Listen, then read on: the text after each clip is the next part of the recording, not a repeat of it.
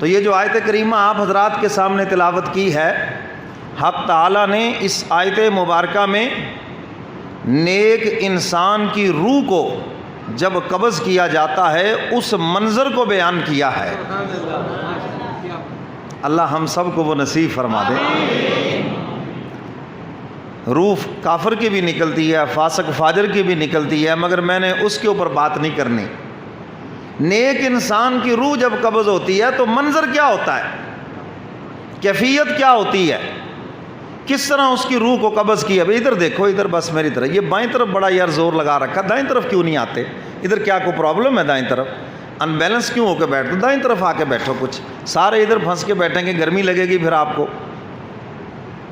تو میرے محترم سامعین، نیک انسان کی روح کو جب قبض کیا جاتا ہے تو کیا کیفیت ہوتی ہے؟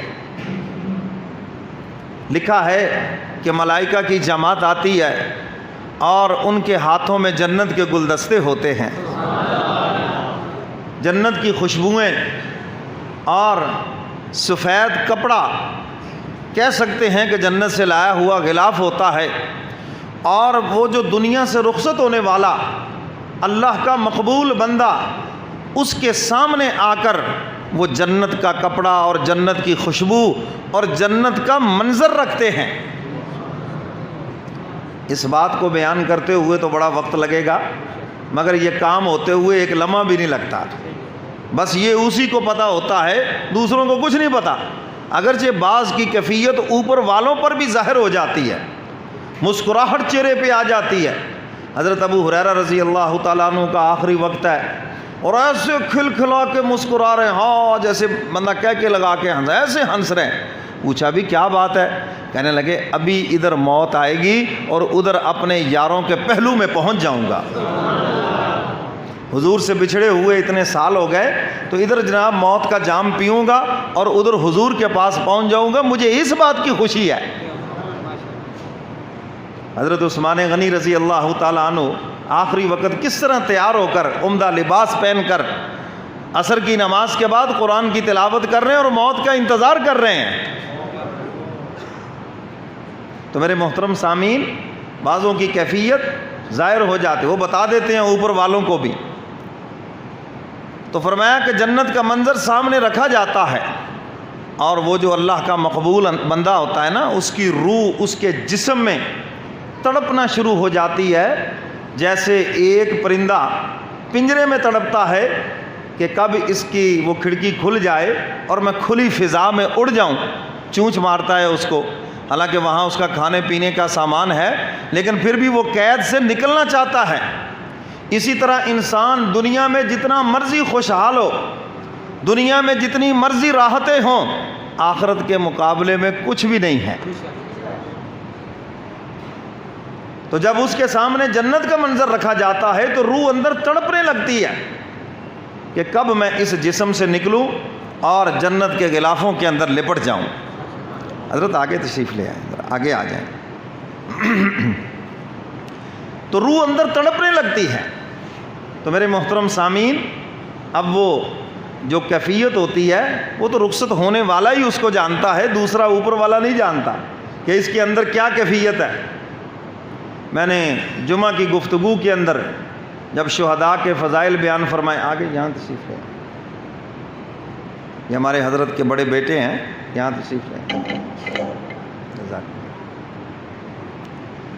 تو میرے محترم سامعین، شہداء کے فضائل میں بتایا کہ جنت میں جب سب چلے جائیں گے تو اللہ پوچھیں گے ہاں بھی کوئی کمی ہے؟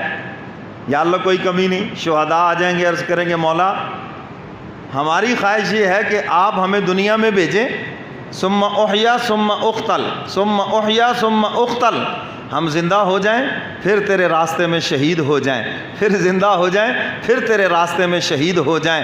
ہمیں تو جنت میں بھی وہ مزہ نہیں آیا جو تیرے راستے میں شہید ہونے میں آیا ہے۔ اب آپ تو کہیں گے جسم ٹکڑے ہو گیا جی، مزہ کیا آیا؟ جان چلی گئی جی، مزہ کیا آیا؟ اتنی تکلیف جناب حضرت تھانوی رحمۃ اللہ علیہ نے اس کو مثال سے سمجھایا، فرمایا دیکھو بھئی، گرمی کے موسم میں کوئی مزیدار کھانا کھا رہا ہو، آپ کی من پسند ڈش ہو اور آپ کو بھوک بھی شدت کی لگی ہوئی ہو، تو آپ کھانا کھا رہے ہیں، پسینہ آ رہا ہے، آنکھوں سے پانی، ناک سے بھی شوں شوں لگا رکھی ہے اور پسینے سے چہرہ بھی بھرا ہوا ہے، اور دیکھنے والا سمجھتا ہے پتہ نہیں کس مصیبت میں گرفتار ہے، وہ آگے سے اگر کھانا اٹھا لے تو آپ کہیں گے یار یہ تو نے کیا کیا، میرا تو موشن ہی توڑ کے رکھ دیا. کہو گے یا نہیں کہو گے؟ بولو تو صحیح یار. میرا خیال تم نہیں کہو گے. میں تمہارے اندر کو یہاں حاضر کرنا چاہتا ہوں. اچھا بعض بندے وہ ہوتے ہیں وہ اس انتظار میں بیٹھے کہ ہن دعا ہون لگی، اوے ابھی 5 گھنٹے باقی ہے دعا میں، اس ٹینشن سے باہر نکلو. آپ کے چہروں سے یہ کیفیت نظر آ رہی ہے، ابھی دعا، ابھی آئے دیر سے ہیں، آئے اتنی دیر، آتے یہ ہے کہ دعا بھی ہوئے، ابھی کوئی دعا شوا نہیں ہے، جس نے جانا ہے چلا جائے، دیکھیں گے صبح کو تاکہ دعا کرانی ہوئی تو کرا دیں گے، نہیں تو نہ صحیح. ٹینشن سے تو باہر نکلو. اس نیت سے ہمارے یہاں جلدی بلدی والے نہ آیا کریں بھائی. ہم کب آپ کو کہتے ہیں، میں تو جمعے پر بھی کہا کرتا ہوں جنہوں نے جلدی پڑھنا جاؤ، ہمارے دائیں بائیں بڑی مسجدیں ہیں، اور جنہوں نے جمعہ پڑھنا ہے ثواب لینا ہے وہ آئے ہمارے پاس، آ کر ماحول خراب نہ کرے، دوسروں میں کو بھی افراتفری میں ڈالے. تو اس لیے آپ آئے ہیں اللہ کی محبت حاصل کرنے کے لیے، تو دل و جان سے بیٹھیں اور پورے دھیان سے بات سنیں. جب آپ سے پوچھوں تو آگے سے جواب دیں. اب میں پوچھتا ہوں آپ بیٹھے ہیں، میں کیا کروں بھی ان کو سمجھ ہی نہیں آئی، میں پھر دوبارہ شروع کروں؟ میں تو اسی چکر میں پڑا رہوں گا. ذرا کہو سبحان اللہ. تو کیا بات کر رہا تھا بھائی؟ من پسند کھانا ہے جی. اب آگے سے کوئی اٹھا لے تو آپ کیا کہیں گے؟ آپ نے میرا موشن توڑ دیا. ابھی تو مزہ آ رہا تھا. اب آپ کہیں یار آپ کے تو آنکھوں سے پانی، آپ کے تو ناک سے پانی، آپ تو پسینے سے شرابور، اور اوپر سے شوں شوں کر رہے ہیں، اتنی تکلیف میں نظر آ رہے ہیں. میں نے تو اس لیے اٹھایا. تم کہو گے تم میری ظاہری تکلیف دیکھ رہے ہو، جو میرے اندر کا مزہ ہے تمہیں اس کا پتہ نہیں ہے.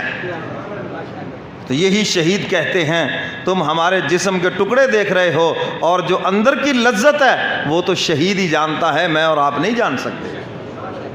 تو اسی طرح نیک انسان کی روح کو قبض کیا جاتا ہے. جنت کا منظر سامنے ہے، اور جنت کے غلاف، جنت کی خوشبوئیں، گلدستے، اور وہ ملائکہ مسکراتے چہرے، اور آ کر اللہ کا پیغام سناتے ہیں. کہہ دو سبحان اللہ. فرمایا یا ایتھا النفس المطمئنہ.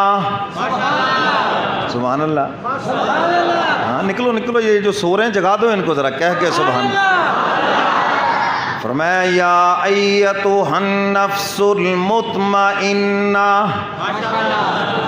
اے نفس مطمئنہ آجا، ارجعی الی ربک راضیۃ مرضیہ. اے نفس مطمئنہ آجا اپنے رب کی طرف اس حال میں کہ تو رب سے راضی، رب تجھ سے راضی.